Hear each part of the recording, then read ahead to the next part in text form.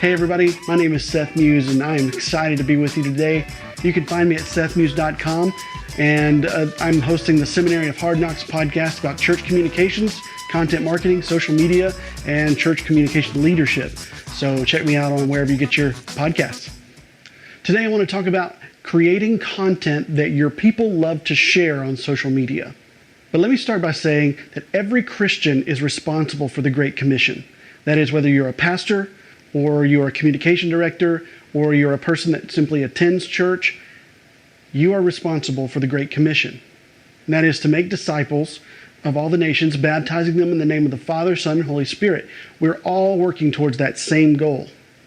Now, a pastor is going to use their natural charisma or their preaching ability or some of their Bible study leading skills to do this. Communicators are going to use things like Facebook, Instagram, websites, and great design and other things like that to point people towards Jesus.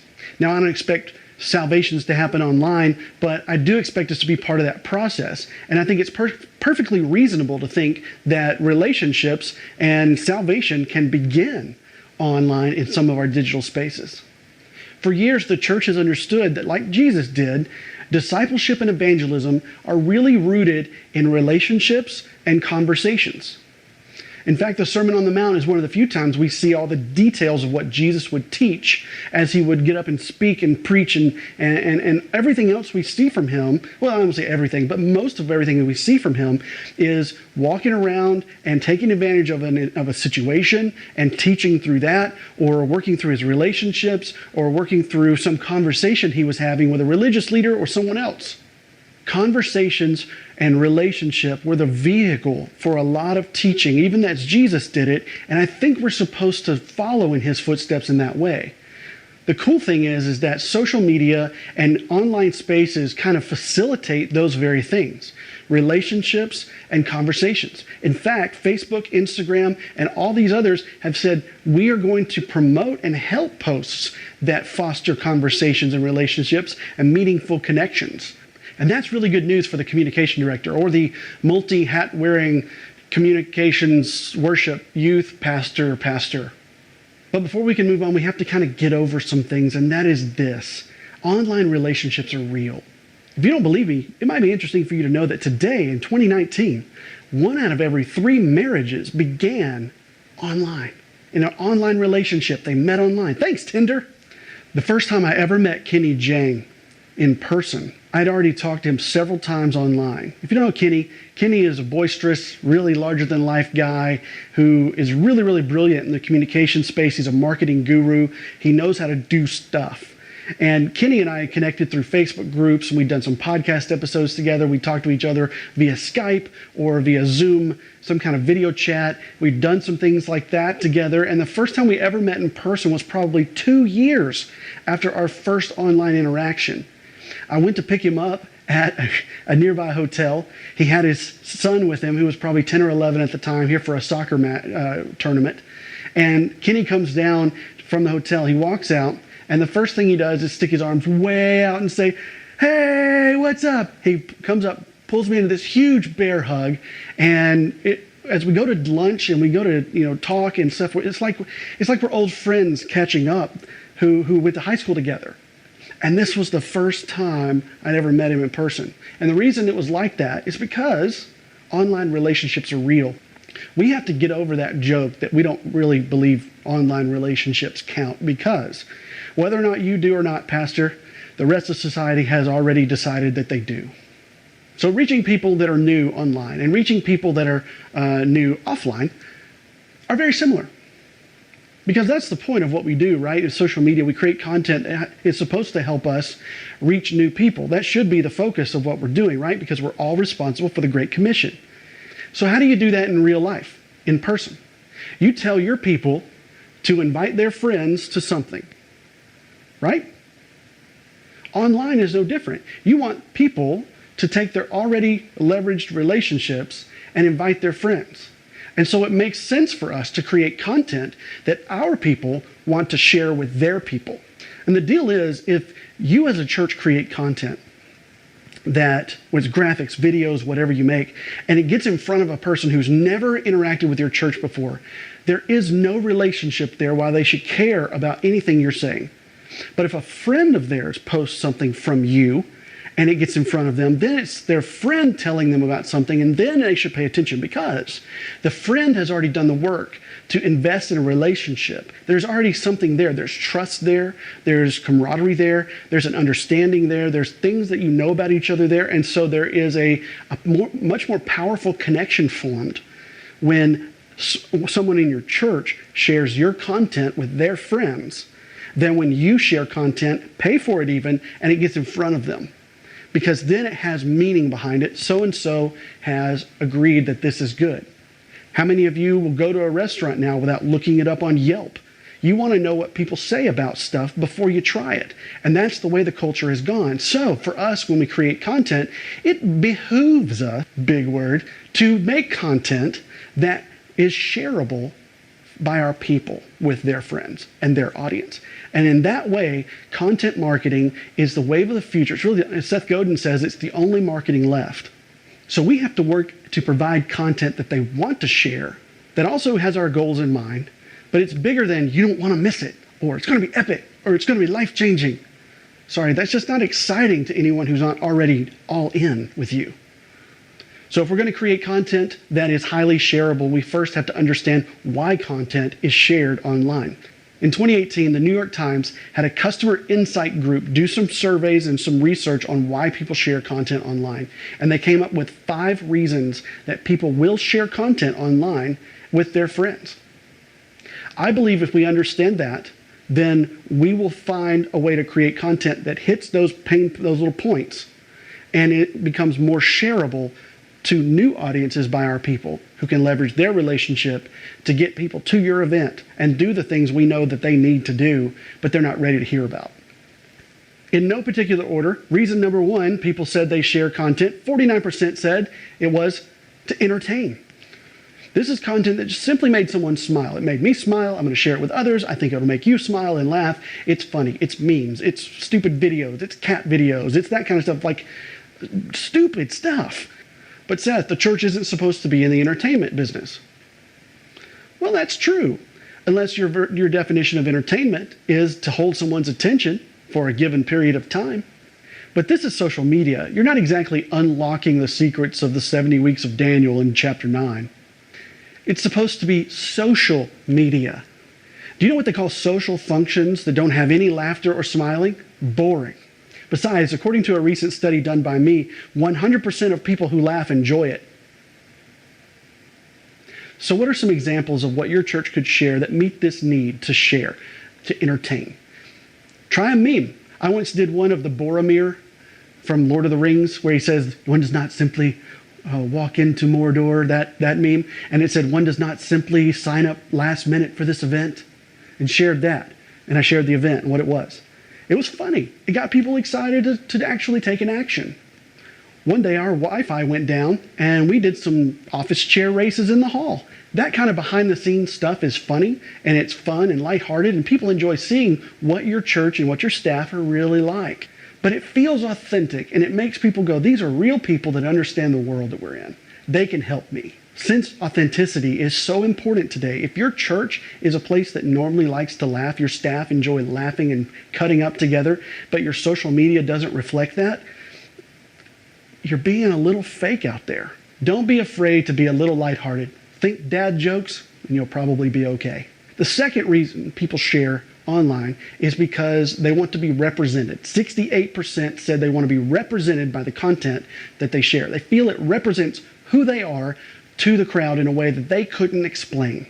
The comedian Jim Gaffigan has this really great bit about greeting cards, where he says that they're so basic, yet they're printed in there, and it's like you open the card up and it says, "Happy birthday." You couldn't think of that yourself? It's like you go to the greeting card aisle and you look for things that say, "Oh yeah, that seems like something I'd say." And you buy a card that's already pre-printed. He said, be authentic, write your own thing in there, and it's a funny bit. We're searching for things that represent what we feel and what we think in ways that we would not normally be able to explain ourselves. Some examples of great content that can help you help your people feel represented is to help them represent their church, their beliefs, their faith to a world around them. Create content like scripture verses, sermon clips, things that can help them show, here's what we believe as a church. Here's what I think as a Christian. Here's how we believe on this issue. When you create content like that demonstrates your beliefs and their beliefs and they identify with it, they're willing to then share it with their audiences to tell them, this is what I think, and this comes from my church, so this is what we think. You can share blogs, YouTube videos. There's all types of content out there that you don't have to make even, that you can just find and curate and share from trusted sources and sites. Now, of course, that's going to rely on you to do a little bit more homework and be careful what you share and make sure that your pastors are all on board with what you're sharing before you do it. The third reason people share online is to foster relationships. 78% said they share content online to simply connect with people. Seems a little obvious, doesn't it? But the point is that some of this stuff doesn't look like something a church might want to share. What's your favorite pizza? What's a great place to go to a movie? What's the latest book you've read? Who cares? Friends do. Friends care about that stuff. I once had a heated debate online about whether or not Jar Jar Binks was a Sith Lord. For those of you that didn't follow that, that's a Star Wars reference. But friends talk about dumb stuff. There's even an episode of the show Friends when Phoebe asks why Spider-Man isn't pronounced Spider-Man. And Chandler replies, it's not like it's Phil Spider-Man. He's a Spider-Man.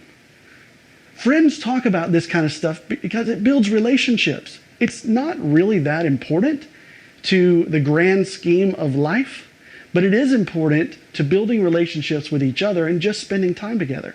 If you create content that talks to your people this way, it will create this sense that they are friends with your church.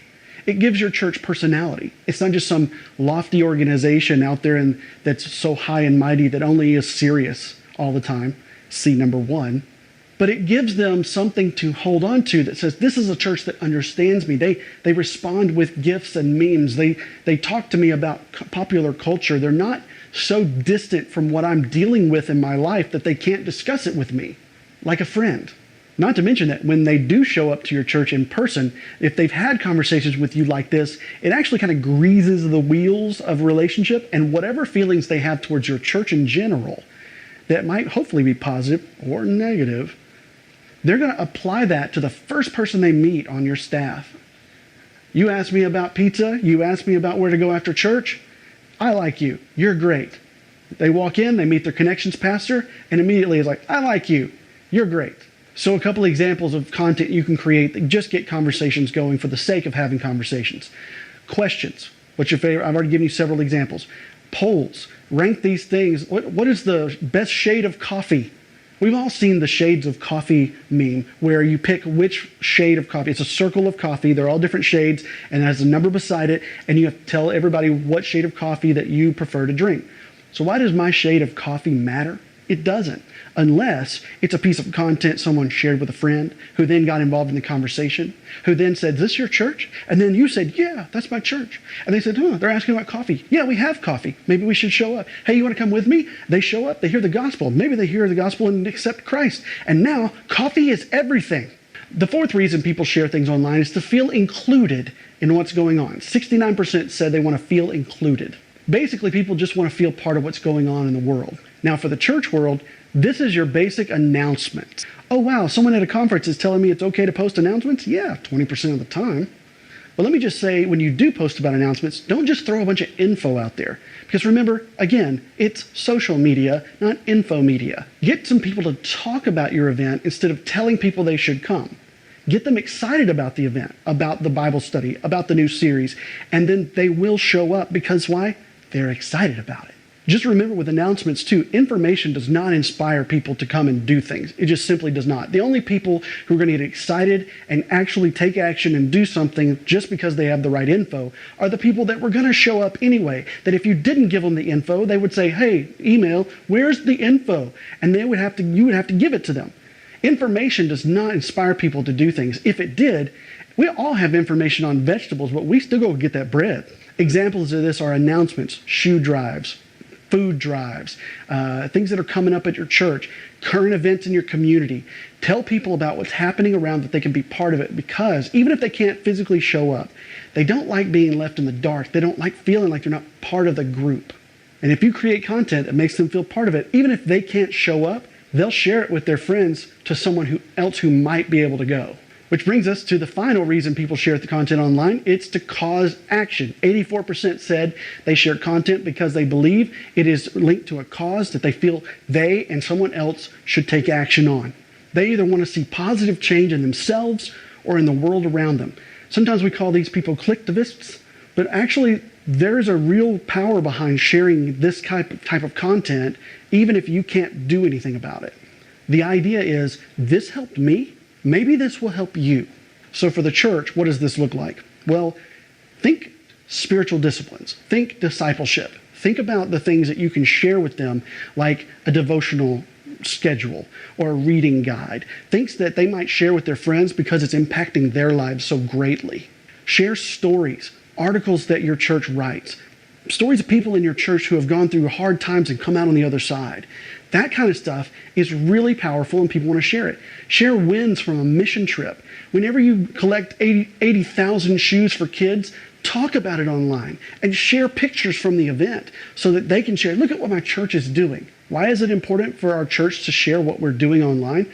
Because it makes people feel part of it and it enacts action. Someone might see that you did a shoe drive and they may think, man, I wish I'd known about that. I could do that. I would have definitely done that.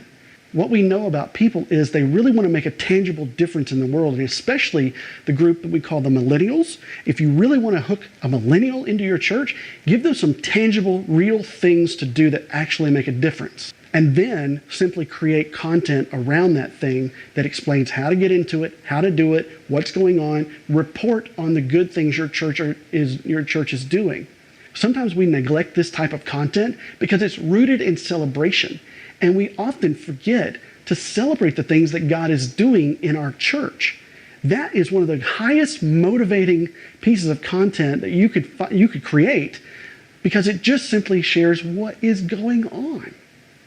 And it causes action. If we can create content that facilitates relationships and conversations online, then our engagement rates will go up, our clicks might go up, yes, but we'll start reaching people who don't have a church, who don't believe in God, and they'll start connecting to a body of believers that will encourage them to consider that maybe Jesus is something worth looking at.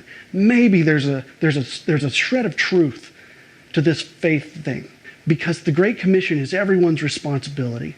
If you can create content that is engaging, conversation starting, and relationship oriented, you will start to see not only engagement on your social media, website, all your digital spaces, but you will start to see it in person too. I believe people will want to connect to a body, to a church, if they are physically able to, they're in the location, that is doing things like you're doing, because they notice God is moving, and that is attractive. That's the only attractional model that really works, is that God is doing something and you simply are telling people about it in a way that they understand. Not to mention that because you're using the platforms the way that the platforms have said they want to be used and that they're for, they will start boosting these things for you, and you will see a much better outcome. Entertain, represent, relate, include, and activate.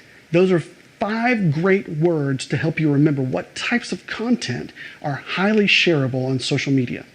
And if you're interested, they actually spell IRA, which is nothing.